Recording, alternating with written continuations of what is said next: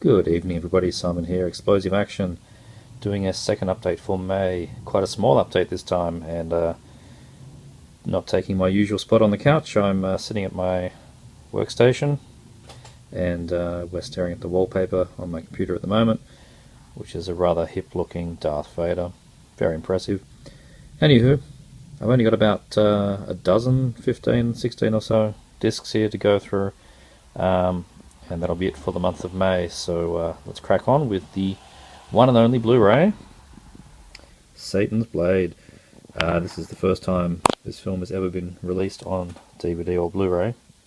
This one's been put out by Slasher, who have signed an alliance with Olive Films. The logo is actually not on the spine. That's surprising. It's actually Olive Films. Not sure who this Martini Entertainment is. Must be a sub-label. But anyway, Olive are distributing for Slasher now, so that gets him better distribution. As for the film, wow, it's craptacular, that's for sure. The acting is non-existent. The film is very slow. A couple of good kills and things, but it's a nice thing to have. Good example of lower grade 80s slasher, but geez, it's not a very exciting film. The print is very good. It didn't get cleaned up. It's quite grimy and has speckles and things, but it's very sharp, and the colours are good. So that's a good thing. If you are already a fan of Satan's Blade, then definitely pick up this this disc. But if you're going into it expecting the next Friday the 13th, you're not going to get it. So Satan's Blade. And it's cold. I'm wearing a jumper. It is cold. Cold in Sydney. Another trashy film. This is a Massacre Videos release of Spine. Shot on video slasher. I've not seen this at all. I just loved the idea of the cover, and I have been following it, the release of Spine, for a while. Definitely was one I wanted to pick up, so if anyone's seen Spine, let me know what you think. I picked up Haunted. This was on eBay. It's a code red. It's just deleted now, I think. All these Maria B-movie ones are deleted, I think. Decent print on this one too. This was shrink wrapped and I didn't pay very much at all, so I was happy to get this one. Yeah, haven't seen this film either. Skipped me on the VHS days. I never had a tape of this. Any thoughts on Haunted? Drop us a line. Another Haunted, House on Haunted Hill. I decided to get some of these Dark Castle late 90s, early 2000s films, just for the hell of it. And House on Haunted Hill, the Australian DVD, this one here, is long out of print, and there's been no reissue, and it's very hard to find. So I lucked on this in a bulk lot, and didn't pay much for it. Ended up being about $3 when you divide the cost between the other films. Quite enjoyable, stuck it on. It's so utterly late 90s, it's just ridiculous. I mean, you get Spike from Buffy in there. Looks like he's just walked off the set. James Masters. You get Jeffrey Rush is just chewing the scenery. It's a good bit of fun. It's surprisingly gory. So yeah, I quite liked House on the Haunted Hill remake of the old film. House of Wax, also a Dark Castle remake. I haven't put this one on yet, but I just wanted to get it to see Paris Hilton die. I'm sure that everybody who has picked this film up has basically said that same sentence. I'll do anything to see Paris Hilton die. See how that works out. Towering Inferno, I found this at Salvo's store for $2 or something.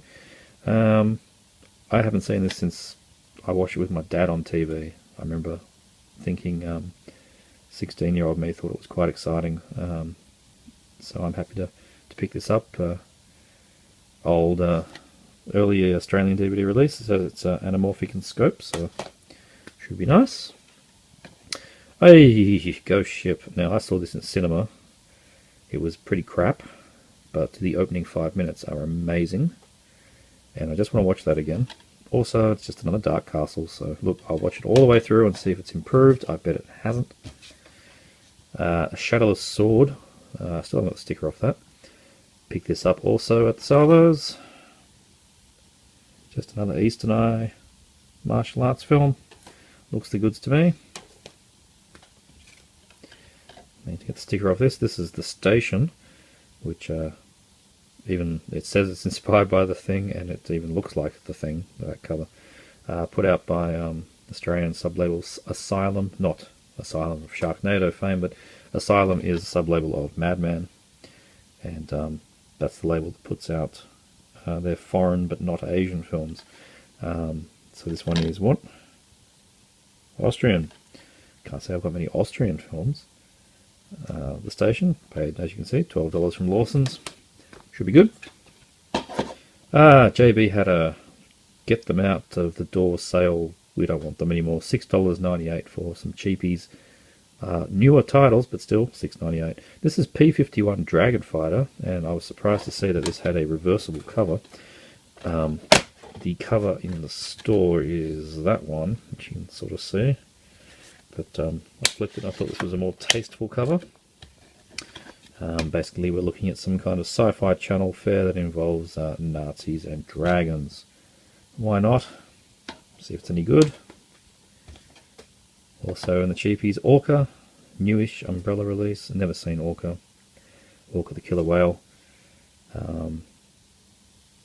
I've heard good things from people, and one of my close mates said it was terrible. So we'll see. What do you think of Orca? Let me know. Seal Patrol. This one cost me a whole $1. $1 off eBay. It's got Eric Roberts. It's a modern, cruddy-looking action film about Navy SEALs. And, as I said, Eric Roberts.